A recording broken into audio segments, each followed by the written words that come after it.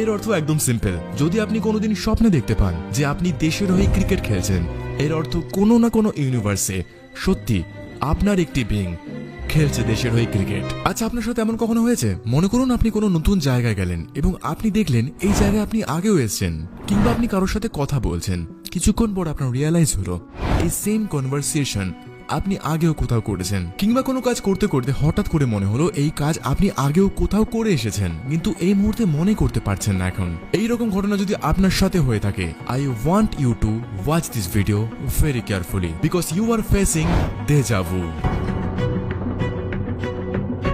যদি আপনারও মনে হয় এরকম কোনো কিছু আপনি আগেও করেছেন কিন্তু কখন করেছেন ঠিক মনে করতে পারছেন না, তাহলে একদম ঘাবড়াবেন না। এটার কিছুই না, একটা অদ্ভুত ফেনোমেনা যার নাম ডেজা ভু। ফ্রেঞ্চ ওয়ার্ড ডেজা ভুর ইংলিশ অর্থ হলো অলরেডি সিন, অর্থাৎ আগেই দেখে ফেলা। এই ভিডিওতে আমরা জানতে চলেছি ঠিক এক্স্যাক্টলি কি কারণের জন্য আমাদের সাথে এই ডেজা ভু ঘটে। সত্যি কি আমাদের কোনো সুপার ন্যাচারাল পাওয়ার রয়েছে? সত্যি কি আগের জন্মে ঘটে যাওয়া কোনো ঘটনার জন্য আমরা ডেজা ভু দেখতে পাই? দেখুন, এই অদ্ভুত ফেনোমেনার পেছনে একাধিক কারণ রয়েছে এবং একাধিক থিওরিজ রয়েছে। আমরা একে একে আনফোল্ড করব।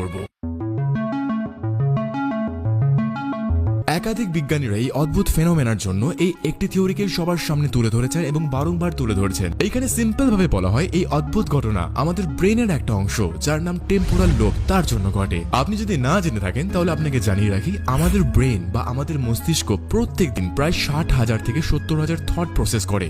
60,000 থেকে 70,000। এইখানে সিম্পল ভাবে এটাই বলা হয় যে এতগুলো চিন্তা ভাবনা আমাদের মাথায় প্রত্যেকদিন ঘোরার জন্য রাত্রিবেলা যখন আমরা ঘুমোতে যাই, সেই স্বপ্নে আমরা বিভিন্ন জিনিস নিয়ে ভাবতে থাকি। রাত্রিবেলা আমরা আমাদের স্বপ্নে আমাদের জীবনের কানেক্টেড জিনিসই দেখতে পাই, রিলেটেড জিনিসই দেখতে পাই। এইবার এইখানে রয়েছে ক্যাচ। 90% মানুষ সকালবেলা ঘুম থেকে ওঠার পর রাত্রে কি স্বপ্ন দেখেছিলেন তা সম্পূর্ণ ভুলে যায় এবং সেই সমস্ত ডেটা স্টোর থাকে আমাদের ব্রেনের টেম্পোরাল লোবে। একটা উদাহরণ দিয়ে ব্যাপারটা আরো ইজিলি বোঝানো যাচ্ছে। ব্যাপারটা হচ্ছে এরকম, ধরুন আপনি অনেকদিন ধরেই ভাবছিলেন আপনার বন্ধুদের সাথে একটা পাহাড়ে ট্রিপ করবেন, পাহাড়ে বেড়াতে যাবেন। এইবার সেই চিন্তা অনেকদিন ধরে আপনার মাথায় ঘোরায়। এক রাত্রে আপনি কোনো স্বপ্নে এরকম দৃশ্য দেখলেন যে আপনি সত্যি পাহাড়ে গেছেন আপনার বন্ধুদের সাথে। এইবার বাস্তব জীবনে আপনি সত্যি যখন পাহাড়ে বেড়াতে যাবেন, আপনার সেই স্বপ্নটি মনে না থাকলেও আপনার ব্রেনের টেম্পোরাল লোব সব স্টোর করে রেখেছিল। আপনি যে মুহূর্তে পাহাড়ে বেড়াতে গিয়েছেন ঠিক সেই মুহূর্তে আপনার ব্রেনের সাবকনসিয়াস পার্ট সেই মুহূর্তে সেই সমস্ত ব্যাপারটাকে ট্রিগার করে দেয় এবং আপনার মনে হয় আপনি এখানে আগেও এসেছিলেন। একাধিক বিজ্ঞানীদের মতে এই ডেজা ভু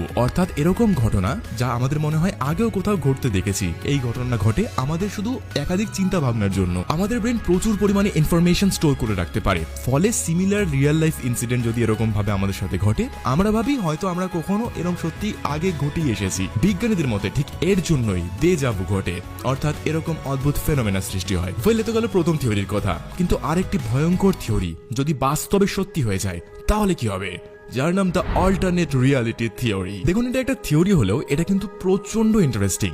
ব্যাপারটা আপনাদের বুঝিয়ে বলছি। দেখুন, আমাদের ইউনিভার্স প্রচন্ড বড়, এতটাই বড় কখনো আমি আপনি কল্পনাই করতে পারবো না। বিজ্ঞানীদের মতে এরকম একটা